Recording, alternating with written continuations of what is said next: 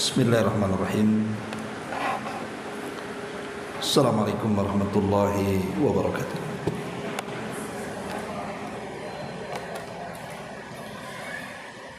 Alhamdulillah wassalatu wassalamu ala Rasulillah wa ala alihi wa sahbihi wa mawalah wa la hawla wa la quwata illa billahi wa ba'd. Alhamdulillah, di Ramadan kedua kita masih bisa duduk bertalabul ilmi, melanjutkan kajian kita, membahas kitab Umdatul Ahkam, dan kita sudah masuk pada hadis ke-51, hadis dari Ummul Mukminin Aisyah radhiyallahu anha. Baik, kita baca dulu hadisnya. An Aisyah radhiyallahu anha qalat, laqad kana Rasulullah sallallahu alaihi wasallam yusallil fajr fayashhadu ma'ahu nisa'un minal mu'minati mutalaffi'atin bimurutihin thumma yarji'na ila buyutihinna ma ya'rifuhunna ahadun minal ghalas. Dari Ummul Mukminin Aisyah radhiyallahu anha, beliau berkata, Nabi SAW mengerjakan salat subuh. Beberapa wanita mukminah yang menutupi kepala dan badannya dengan kain hadir bersama beliau alaihi salatu wassalam. Mereka lantas kembali ke rumah-rumah mereka dan tak seorang pun yang mengenali mereka karena keadaan masih gelap. Hadis ini dikeluarkan oleh Imam Bukhari dalam bab salat tanpa ada lafaz minal ghalas. Maksudnya tanpa ada lafaz dari keadaan masih gelap. Dan disebutkan dengan perbedaan lafaz dengan hadis Muslim dalam Al-Masajid.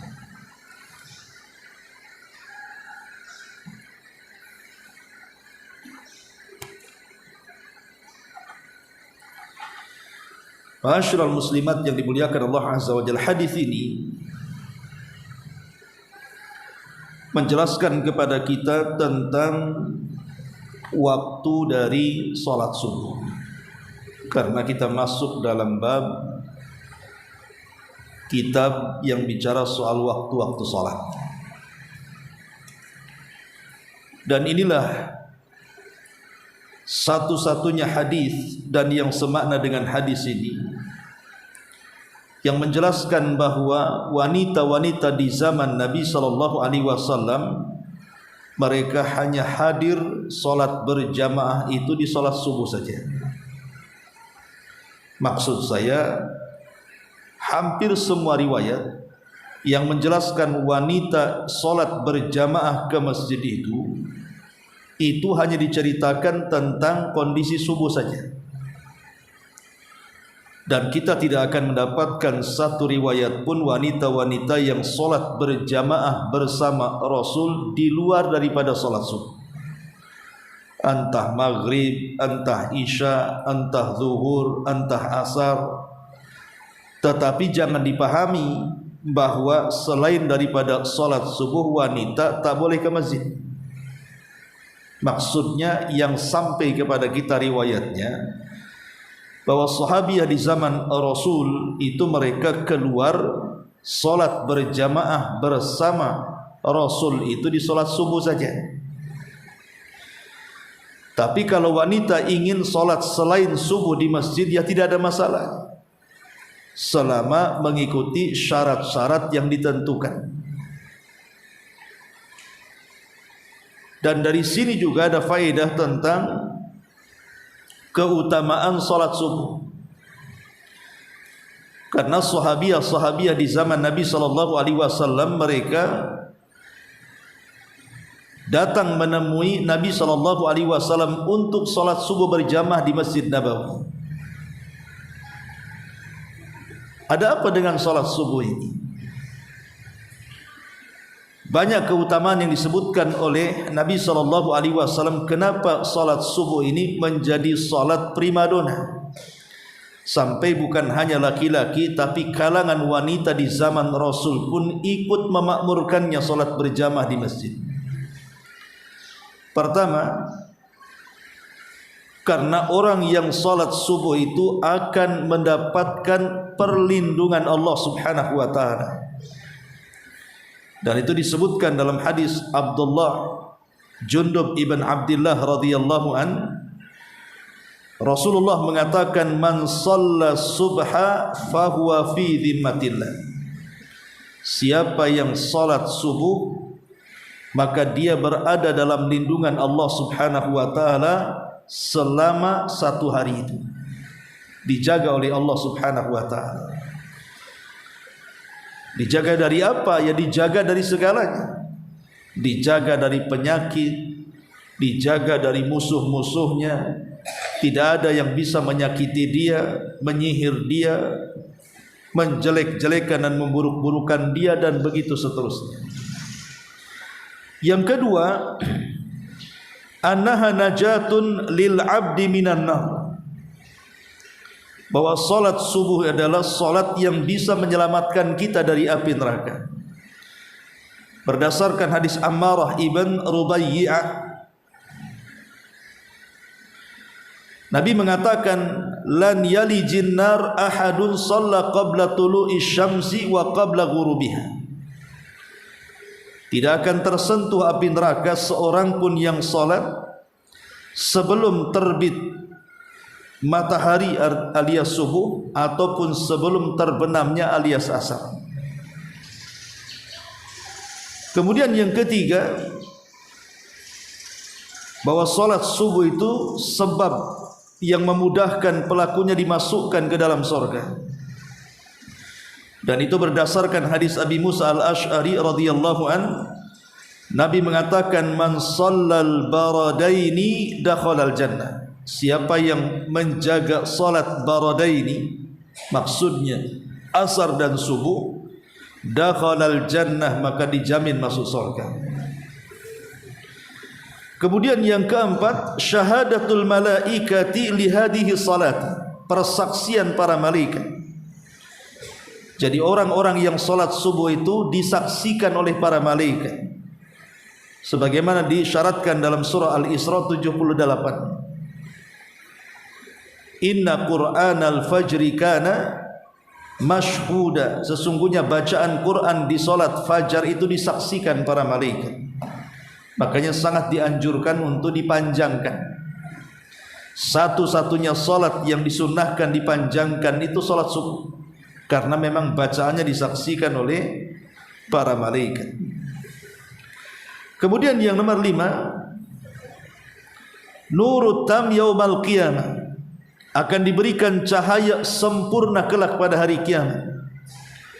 Dan itu berdasarkan hadis Sahal ibn Sa'd ibn Sa'idi radhiyallahu an, Rasul mengatakan, basyiril masya'ina fi dhulami ilal masajid bin nuri tam yaumal qiyamah. Berikan kabar gembira kepada orang-orang yang berjalan di kegelapan menuju masjid-masjid dengan cahaya yang sempurna kelak pada hari kiamat. Maksudnya salat isya dan salat subuh. Kemudian yang keenam, bahwa orang-orang yang mereka salat isya berjamaah, dan juga salat subuh berjamaah, seolah-olah dia telah menghabiskan satu malam suntuk untuk qiyamul lail. Kata Nabi SAW dalam hadis Utsman bin Affan radhiyallahu an, man shallal isya fi jama'atin fa ka'annama qama nisfal laili Wa man shalla subha fi jama'atin fa ka'annama shallal laila kullah. Barang siapa yang salat Isya berjamaah, maka seolah-olah dia telah menghabiskan separuh malam dengan qiyamul lail. Tapi barang siapa yang salat subuh berjamaah, seolah-olah dia menghabiskan seluruh malamnya untuk qiyamul lail. Kemudian yang nomor 7, al-amnu minan nifaq. Aman dari nifaq. Orang yang menjaga salat subuh aman dari sifat kemunafikan. Dalam hadis Abu Hurairah radhiyallahu anhu, Rasul mengatakan, inna athqalas salati 'alal munafiq salatul isya'i wa salatul fajri. Sesungguhnya salat yang paling berat dilakukan orang munafik itu adalah salat isya dan salat fajar. Artinya orang yang menjaga isya dan fajar berarti dia terbebas dari sifat nifaq. Kemudian yang nomor 8, raka'atul fajri khairun minad dunya wa ma fiha. 2 rakaat fajar, maksudnya sunnahnya sebelum salat subuh, itu saja lebih baik daripada dunia dan isinya, apalagi subuhnya. Kata Nabi SAW, raka'atul fajri khairun minad dunya wa ma fiha. Bahwa 2 rakaat fajar itu lebih baik daripada dunia dan isinya. Kemudian yang nomor 9, bahwa annal muhafidh ala salatil fajri min atyabin nasi aishan wa anshatihim badanan wa an'amihim qalban. Bahwa orang yang menjaga salat subuh berjamaah, bagi laki-laki, ya tentu bagi wanita juga dianjurkan juga, walaupun tentu di rumah lebih baik, bahwa orang yang melaksanakan solat fajar tepat waktu itu termasuk sebaik-baiknya manusia dalam hidupnya. Kemudian juga manusia yang paling semangat dalam gerakan hidupnya dan manusia yang paling diberikan nikmat dalam hatinya. Ingat hadis tentang masalah setan itu mengikat tengkuk setiap anak Adam sebelum tidurnya. Apabila kemudian di pagi hari dia bangun sebelum subuh, kemudian dia berzikir kepada Allah, maka hilang satu ikatan. Apabila dia berwudu, maka dua ikatan akan hilang. Apabila dia salat, maka seluruh ikatan setan akan hilang. Ketika itu Rasul mengatakan, maka di pagi hari orang yang seperti ini akan menjadi manusia yang paling bersih hatinya dan akan memiliki tujuan hidup dalam satu harinya. Tapi kalau tidak melaksanakan subuh, maka dia terbangun dalam posisi seburuk-buruk hatinya dan akan banyak masalah yang menimpanya tanpa dia tahu dari mana masalah itu akan datang. Dan yang terakhir ini yang paling luar biasa, bahwa salat subuh itu adalah salah satu penyebab kita bisa mendapatkan nikmat Allah terbesar kelak di sorga, ru'yatullahi azza wa jalla, memandang wajah Allah subhanahu wa ta'ala. Dan itu berdasarkan hadis dari Jarir al-Bajali radhiyallahu an. Jadi ketika dia bersama Nabi, kemudian Rasul melihat bulan purnama yang sangat indah. Kemudian Rasul bersabda kepada para sahabat, kalian akan melihat Rabb kalian seperti kita melihat bulan itu. Dan kalian tidak akan berdesak-desakan saat melihat Rabb kalian seperti kita melihat bulan. Kemudian di ujung hadis Rasul mengatakan, fa in istata'tum alla taghlibu ala salati qabla tulu'i syamsi wa salati qabla ghurubiha faf'alu. Kemudian Rasul mengatakan, kalau kalian sanggup, jangan terkalahkan untuk melaksanakan salat sebelum munculnya matahari, maksudnya subuh, atau sebelum tenggelamnya, maksudnya asar, maka lakukanlah. Itulah penyebab kalian akan melihat Allah kelak pada hari kiamat. Inilah 10 perkara yang menunjukkan tentang kehebatan salat subuh. Baik, kita masuk kepada hadis ini. Apa faedah hadis ini? Pertama, faedah hadis ini tentang bolehnya wanita datang ke masjid untuk melaksanakan salat jamaah bersama laki-laki selama dia aman dari fitnah. Selama dia aman dari fitnah. Yang kedua, wanita keluar hendaklah keluar dengan menutup semua auratnya. Lihat di sini, Aisyah Ummul Mukminin menjelaskan, fayashhadu ma'ahu nisa'un minal mu'minat mutalaffi'ati bimurutihin. Mutalaffi'atin bimurutihin. Beberapa wanita mukminah menutupi kepala dan badannya dengan kain. Maksudnya dengan selimut atau apa yang jelas ditutupi semua badannya. Di sini ada anjuran wanita itu hatta keluar ke masjid saja harus menutup auratnya. Bagaimana kalau seandainya keluar daripada beribadah, artinya ibu jalan ke pasar atau jalan kemana yang tidak ada tujuan ibadah, tentu menutup aurat itu sebuah kewajiban. Jadi menggunakan hijab, menutup semua badan itu sebuah kewajiban bagi wanita. Kenapa? Pertama, karena hijab itu iffatun, kata ulama, bisa menjaga kehormatan. Wanita yang berhijab itu terhormat.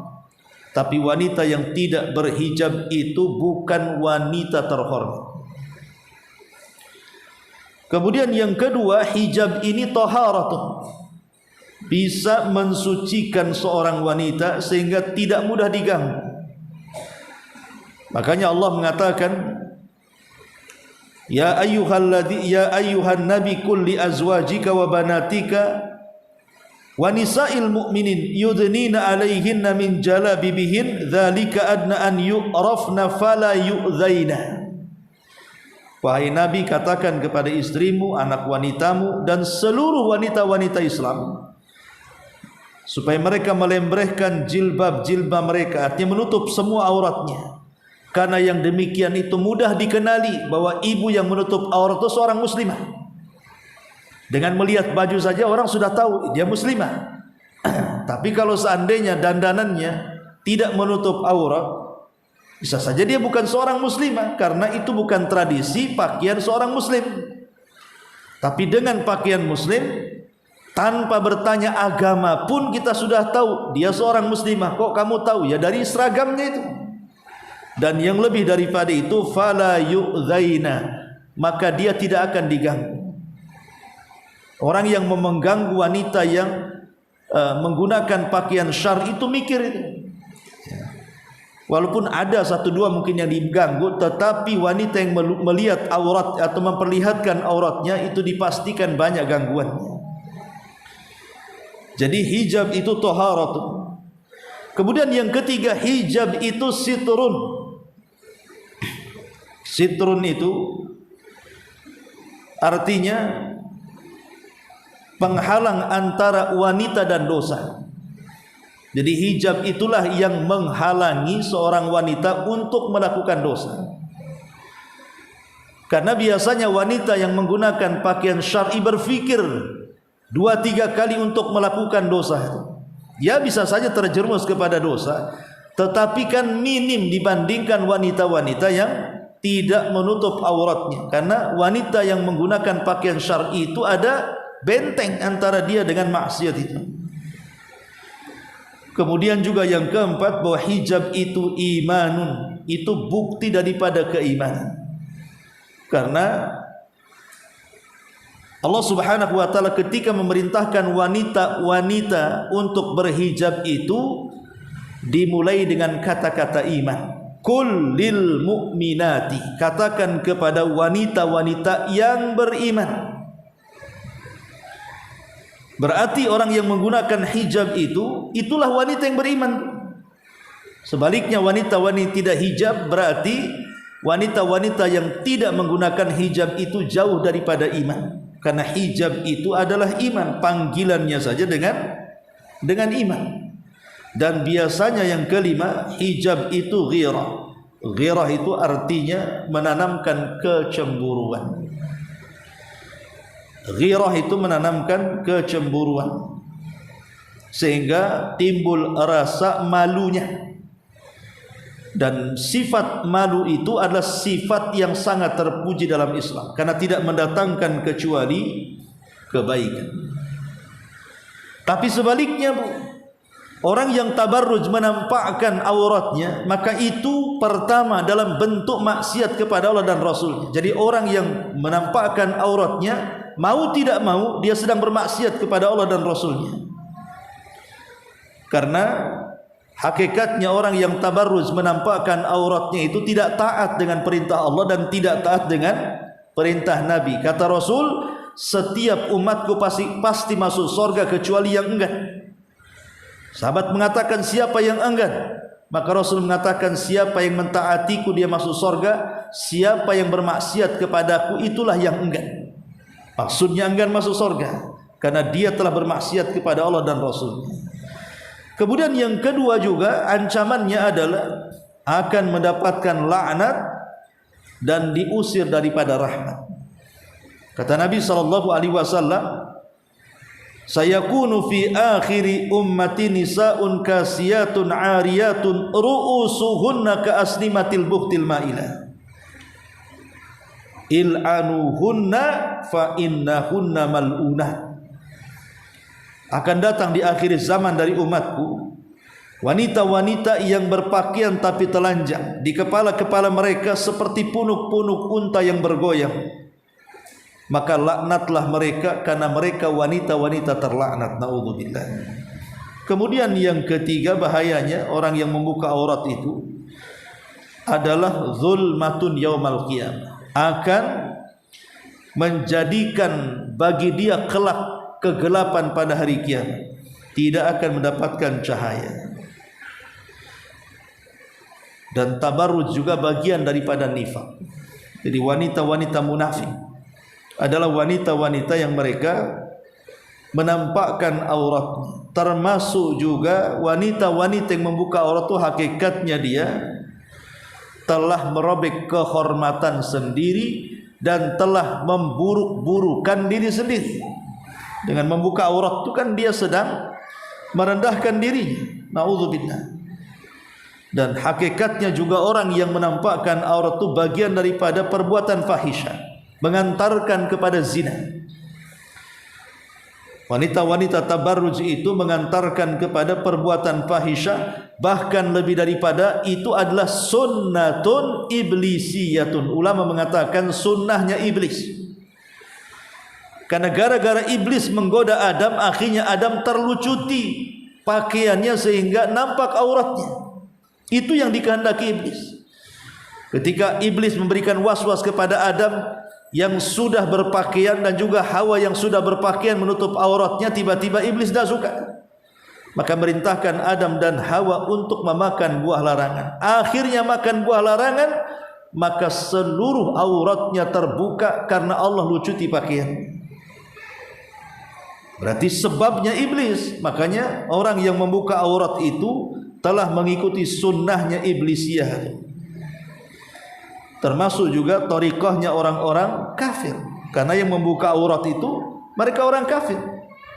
Yang membedakan kafir dengan mukminah itu, wanita kafir dengan wanita kafirah dengan wanita mukminah itu ya salah satunya di menutup aurat.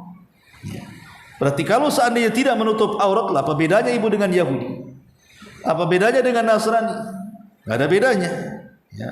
Apalagi tabarruj itu lebih daripada itu sunnahnya jahiliyah. Itu yang disyaratkan dalam Al-Quran. Wala tabarrujna tabarrujal jahiliyatil ula. Jangan tabarruj membuka aurat seperti tabarrujnya orang-orang jahiliyah yang pertama. Dan hakikatnya orang yang membuka aurat itu sedang melakukan dosa jariyah. Ini yang bahaya. Dosa yang mengalir. Kalau seandainya dia menampakkan aurat, ada 100 laki-laki yang terfitnah, maka dia akan menanggung dosa 100 orang itu, karena dia yang memulai fitnahnya. Dan ini yang bahaya, dosa jariah itu, dosa mengalir terus masalahnya. Apalagi zaman sekarang kan, na'udzubillah, kita berlindung kepada Allah, mudah-mudahan tidak terkena kita dan keluarga kita. Terkadang kita lihat gara-gara konten kreator di YouTube, di TikTok atau di Facebook atau yang lainnya, banyak wanita-wanita mereka rela membuka auratnya hanya mencari uang yang tidak seberapa, coba. Sementara terkadang hasilnya itu tidak bisa dihapus karena sudah di copy paste orang yang mungkin kalau dia sudah bertobat, mungkin bagi dia akun dia bisa dihapus lah, orang-orang yang sudah mengambil copy paste itu. Apalagi kalau seandainya di copy paste lagi oleh orang lain, entah berapa orang yang menonton. Na'udzubillah, inilah dosa jariahnya. Kita tidak paham kenapa orang tidak punya malu di zaman sekarang, ya. Kok sampai seperti itu, ya. Nah, ini juga diantara faedah hadis ini juga tentang kewajiban wanita untuk menutup aurat mereka. Kemudian pembahasan yang terakhir di sini, tsumma yarji'na ila buyutihin ma ya'rifuhunna ahadun minal ghalas. Lantas mereka kembali ke rumah-rumah mereka dan tidak ada seorang pun dari mereka mengenali karena keadaan masih gelap. Masyarul muslimat yang dimuliakan Allah Azza wa Jalla, ingat 20 tahun yang silam kalau tidak salah, bahkan lebih, ya. Pernah zaman dulu ada penelitian tentang kapan waktu subuh itu.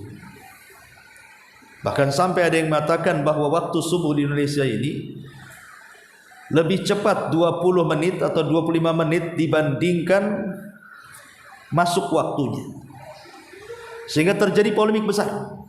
Bukan hanya di negeri kita saja, sampai di Saudi. Dan itu ketika Syekh bin Baz rahimahullahu ta'ala menjadi pemimpin Lajnah Daimah ketika itu. Terjadi polemik di antara ada sebagian orang yang menganggap bahwa sholat subuh yang ada di Saudi atau di negeri kita ini belakangan juga sempat terjadi polemik, terlampau kecepatan. Artinya harusnya menunggu terang dulu, sehingga ketika ada penelitian antara azan subuh yang dilakukan itu belum masuk waktunya, maka terjadilah polemik di mana-mana. Masalahnya gini, Bu, kita tahu bahwa menentukan waktu-waktu salat yang paling rumit memang di subuh. Kalau waktu zuhur, asar, maghrib itu paling mudah. Apalagi maghrib, semata-mata terbenam matahari itu sudah menandakan waktu maghrib kan gitu. Tapi untuk subuh ini memang agak samar, sehingga akhirnya terjadi khilaf di antara para ulama, antara mayoritas para ulama dengan minoritas para ulama. Ada yang mengatakan bahwa waktu fajar itu syaratnya harus terang semuanya, baru dikatakan masuk waktu subuh. Ada yang mengatakan, jumhur mengatakan bahwa waktu fajar itu yang penting ketika fajar menyingsing, walaupun tidak harus terang semuanya, maka itu sudah masuk waktu fajar. Disinilah letak polemiknya. Bagi jumhur ulama yang mengatakan bahwa permulaan fajar walaupun belum terang itu sudah dianggap masuk waktu subuh dan sudah boleh azan, ya. Dan orang-orang yang mutaakhirin yang meneliti bahwa belum bisa, karena waktu fajar itu terangnya harus kemana-mana, maka akhirnya kemudian setelah diteliti bedanya 20 menit kurang lebih. Akhirnya kemudian Syekh bin Baz pun membuat penelitian, ya, dibuat tim gitu khusus waktu itu. Rupanya tidak ada yang keliru. Tidak ada yang keliru, artinya pas waktunya. Cuman perbedaannya apakah di waktu munculnya fajar shadiq ataukah setelah menyebarnya fajar shadiq, itu saja sebenarnya. Bagi yang mengatakan bahwa munculnya waktu subuh itu ya yang penting muncul fajar shadiq sudah boleh azan, ya memang masih gelap kan gitu. Tapi bagi yang mengatakan bahwa fajar shadiq itu harus menyeluruh ke atap-atap, ke gang-gang dan begitu seterusnya, berarti belum masuk waktu kalau begitu. Makanya sekitar 20 menit kurang lebih baru masuk waktu subuh. Tapi masalahnya begini ya. Ma'asyiral muslimat yang dimuliakan Allah Subhanahu wa taala. Kita tahu bahwa zaman dulu ke zaman sekarang ini kan perkembangan beda zamannya. Kalau zaman dulu ya mungkinlah melihat waktu sholat yang melihat matahari, melihat bulan. Zaman baheula ya, zaman Nabi. Ya. Tapi kemudian era kan berubah. Mulailah kemudian berganti dari melihat ke atas jadi melihat ke bawah dengan cara apa? Dibuatnya bancret. Bancret itu semacam ya, mungkin tugu gitu ya, atau enggak besar ya. Yang semacam alat yang ditegakkan. Nanti di situ kan nampak bayangan. Ya, mulailah kemudian sebagian orang tua kita melihat waktu sholat dengan menggunakan bancret tadi. Jadi ditaruhnya semacam kayu, semacam besi. Nanti lihat bayangan. Oh, kalau duhur bayangannya sama dengan barangnya. Kalau asar bayangannya 2 kali lipat dari bayangannya. Dan begitu. Kalau sudah waktu maghrib tenggelamnya dan begitu seterusnya. Tapi kemudian dengan perkembangan zaman ditemukan jam.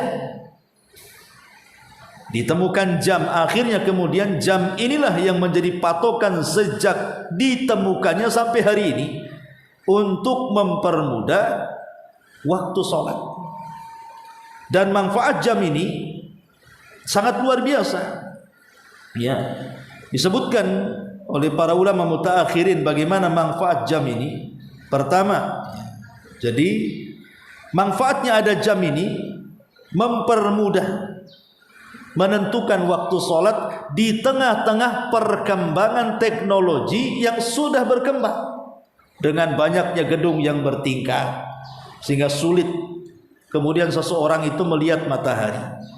Dengan adanya pabrik-pabrik sehingga asap di mana-mana, terkadang asap ini pula menghalangi pandangan kita ke langit.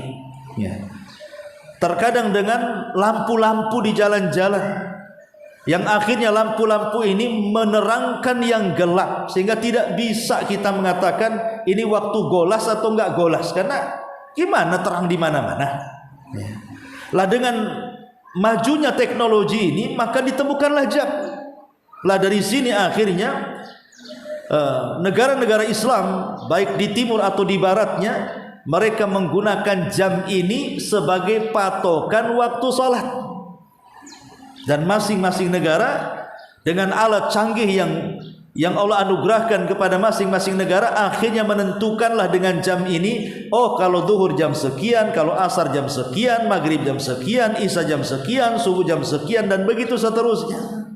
Inilah yang kemudian menjadi polemik di waktu subuh gara-gara jam ini. Kalau yang lain tidak ada masalah, tapi khusus waktu subuh inilah yang kemudian ada yang mengatakan kecepatan karena masih gelap ya. Ada yang mengatakan sudah pas waktunya karena sudah muncul fajar shadiq. Lah polemik kembali kepada yang tadi saya jelaskan, itu karena ada perbedaan saat memahami apa makna fajar shadiq tadi.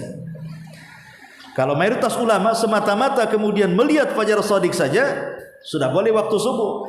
Tapi ada yang mengatakan oh tidak, fajar shadiq itu harus menyeluruh baru masuk waktu subuh. Tapi jumhur mengatakan tidak, semata-mata sudah ada fajar shadiq saja walaupun masih gelap maka sudah masuk waktu subuh sehingga tidak ada masalah. Apalagi kemudian kita tahu bahwa yang menentukan ini subuh, ini asar, ini maghrib itu adalah pemerintah. Maka sebaiknya kita lebih mengikuti pemerintah karena memang mayoritas para ulama tidak ada yang mengingkari tentang soal waktu-waktu sholat. Kebanyakan ulama, maksudnya mutaakhirin, tidak banyak mengingkari tentang waktu-waktu sholat yang ditentukan dengan pemerintah. Baik pemerintah yang ada di Saudi atau pemerintah yang ada di negeri kita, kan tidak ada. Hanya beberapa gelintir yang kemudian mereka datang, berusaha kemudian melakukan penelitian, kemudian mengatakan bahwa jam waktu subuh yang ditentukan pemerintah belum masuk. Akhirnya kemudian harus ditambah sekitar 20 sampai 25 menit lagi. Ya, wallahu alam, ya kalau mungkin dilakukan di pondok-pondok pesantren ya mungkin bisa. Ya, mungkin nunggu waktu terang gitu ya. Karena kan anak-anak santri bisa disetel oleh pesantren. Tapi kalau untuk masyarakat kan sulit. Nanti ada 2 jamaah jadinya. Nanti akan terjadi perselisihan di tengah-tengah masyarakat. Maka sebaiknya hal yang sudah disepakati pemerintah itu lebih diutamakan dibandingkan menyelisih supaya tidak terjadi perpecahan. Karena fatwa ulama pun walaupun masih gelap, yang penting sudah muncul fajar shadiq, itu sudah dianggap sah, dan itu Rasulullah mengatakan seperti itu. Sehingga tidak perlu jadi polemik lagi. Karena ini sempat jadi polemik juga di negeri kita soal waktu sholat subuh itu. Wallahu alam, ini diantara faedah dari hadis 51. Taib, sampai di sini saja. Sebelum saya tutup silakan kalau ada yang bertanya.